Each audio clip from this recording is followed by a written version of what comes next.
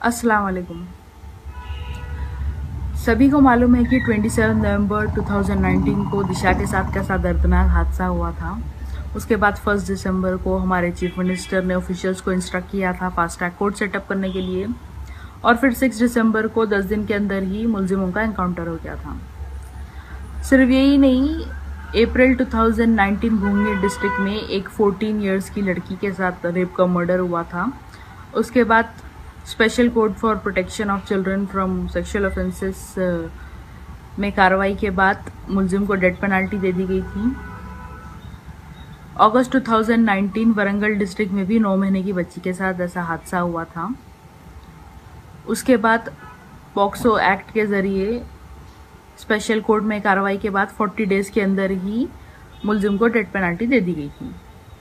तो जब उन केसेस में इंसाफ अमल में आया था तो हम सबको राहत मिली थी कि ये तेलंगाना है और यहाँ मुलजिमों के लिए कोई जगह नहीं है। यहाँ आसिफ और निर्भया के केसेस की तरह केसेस पेंडिंग नहीं होंगे। और जो हाल ही में उत्तर प्रदेश में दलित बच्ची के केस में जो पुलिस का बर्ताव रहा है, ऐसा यहाँ हो ही नहीं सकता। तो मोइनाबाद के केस में भी हमें हुकूमत से ऐसे ही उम्मीद है।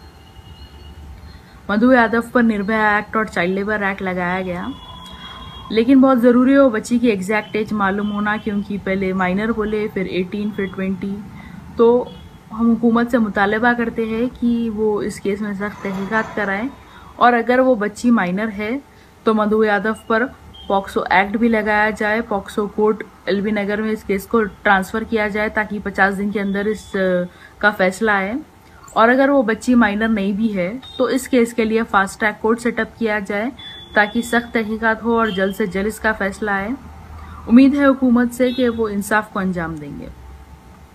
और जो उत्तर प्रदेश में बेइंतहा अफसोसनाक वाक़या एक दलित लड़की के साथ हुआ, वो बहुत ही चौंकाने वाला है, क्योंकि पहले तो वो लड़की के साथ गैंगरेप हुआ, उसके बाद बहुत ही बेरहमी से उस पर अटैक हुआ, उसकी ज़बान काटी गई। 2 हफ्ते तक वो लड़की हॉस्पिटल में ज़िंदगी मौत की लड़ाई लड़ते रही। उसके बाद वो लड़की के घर वालों की गैर मौजूदगी में बिना उनकी परमिशन के उसका अंतिम संस्कार कर दिया गया। और उम्मीद भी क्या रख सकते हैं जहां बीजेपी की हुकूमत हो, जहां बंदर योगी जैसा सीएम हो। कानून का डर ही नहीं है, रूल ऑफ लॉ पर इम्प्लीमेंटेशन ही नहीं है, तो ऐसे केसेस और बढ़ते रहेंगे। बहुत ही अफसोस की बात है। अस्सलाम वालेकुम।